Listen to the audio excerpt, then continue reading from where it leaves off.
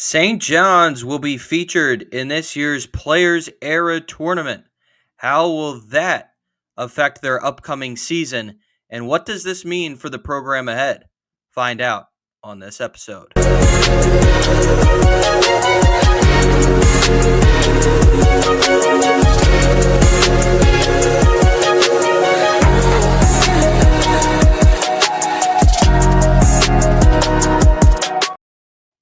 It's that time of year where schedule releases will be leaked. People will make up decisions about how a season may go based off of obviously what they know the schedule is going to look like.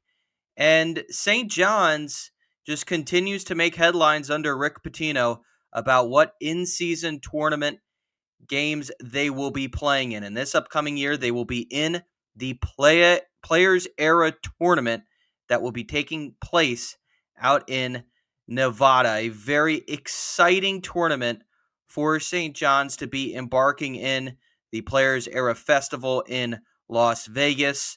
Of course, when you get to such an exciting tournament, such an exciting preseason tournament, even though sometimes they may not always band out to be the best teams end up going into that tournament or the best teams in the preseason AP poll. Sometimes they don't always end up in the exact spot you would have expected them to end up in, i.e. Kansas from this past year. Baylor certainly felt like they would have finished better. Another good example would be Rutgers, a team that didn't make the tournament, period.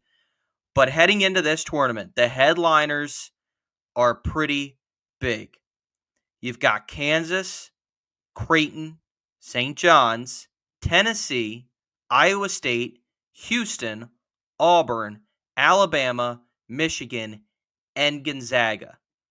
This, folks, has the ability to be a potential preview of who's going to come out of this tournament as the top team in the AP polls.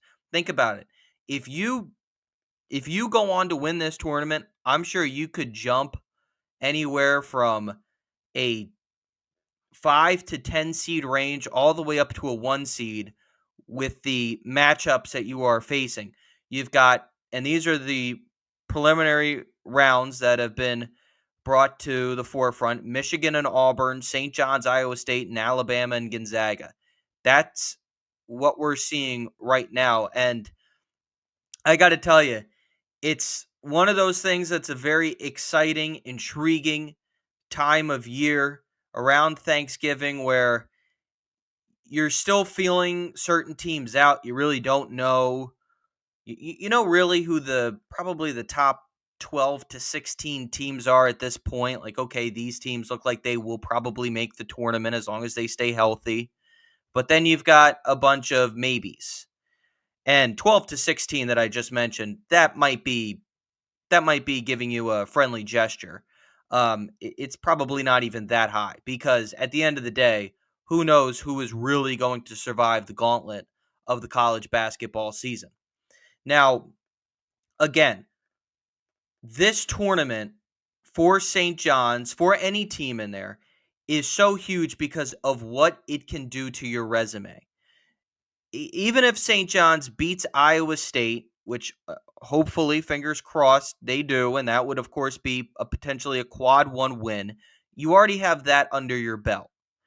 And then maybe you mix in another win in there. And even if you get knocked out and you don't make it to the championship finals, hey, you could at least establish one or two quad one wins and then, see where that takes you. I really do feel like when it comes to teams playing in tournaments like this, you always get to bond together as teams. It's always that kind of point in the year where, you want to come together, and especially with a group that's going to try and get to know each other, like St. John's and all the transfers they're bringing in, guys that have never played together before. This is going to be a great opportunity for them to, get to know each other on a more personal level. Coaches always talk about that. It's a good time for the guys to escape the everyday norm of, classes and the everyday school and student athlete life. to go and travel. In this case, Las Vegas, Nevada. Last year, the Bahamas. The year before, it was Charleston, South Carolina. Travel and come closer together as a team. I think after the Bahamas last year, I certainly felt like that team grew closer. I thought after the Charleston game the year before, they grew closer, but obviously they didn't grow close enough, of course. But I still felt like, okay, they were starting to figure each other out a little bit after that Charleston Classic tournament. This, however, I feel like going in, we expect this team to have the chemistry down pretty much by this point, but that's a little generous, and that's, I think, just having those expectations. It may happen, it may not happen. And with that being said, I'm not trying to give this team any type of leeway. My point is, I don't think you should be expecting this St. John's team going into this tournament to be at their strongest point. I think there's going to be some room to grow, and I think this will be a good idea, or a great idea for them to do this, number one, but it'll be a good opportunity for them to grow closer together as a team. Now, I already kind of touched on it in terms of the resume for your schedule and your net on how this affects the season and the program.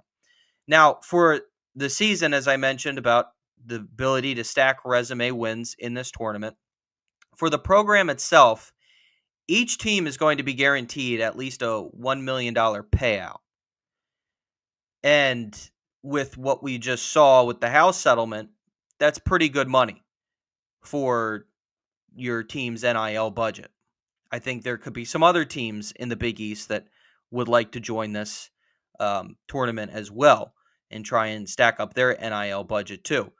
But for the program itself, I mean, we've just continued to see St. John's take more and more steps under Rick Pitino to getting back to becoming a first grade program, to being a program that's back on the map in a national or on a national scale. If you look at when they went to Charleston, I think there was some talks about that being in the works even before Pitino came on, but I still believe, as I mentioned earlier, about going there to be able to just have games that are meaningful going up against a team like Utah, having Dayton in there, an LSU team out of the SEC. You know, there were so many opportunities to stack quality wins, at least at the time that you were scheduling it.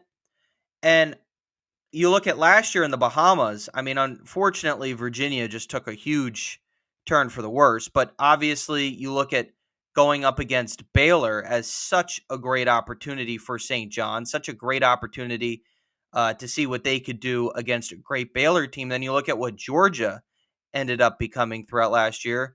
There were just opportunities after opportunities, it felt like, in that Bahamas tournament. But now you take it even a step further and you really pump yourself up on the national scale with all these teams that are coming in. And not only that, but it also just gets everyone to see St. John's continue to get that brand out there, because at the end of the day, one good season isn't going to do it. St. John's needs to continue to push, continue to grow the program, continue to get eyes on the program, to get kids interested in St. John's. I got to tell you, I was down in Miami in early March, and I saw a kid walking around the streets with a St. John's jersey. Never thought I'd see that in Miami, Florida, of all places, but sure enough, there it was. It just goes to show you the kind of pull that St. John started to get, and hopefully that's going to continue as we move further. So it's a very exciting tournament for St. John's to play in. We're going to be waiting for some more matchups to come up. There have been a few leaked out already, but we're going to be anticipating more to come out, obviously, in the coming weeks when we'll find out what the schedule will fully look like. And of course, you know, we have to talk about the Big East conference schedule as we'll see it as a whole. But you're out of conference schedule. You're starting to get more of a look. Still some more bye games to fill in there, and we'll fully get to see what we're going to be expecting out of this 25-26 St. John's team. So thanks, everyone, for tuning in. And as always, I'll talk to you next time.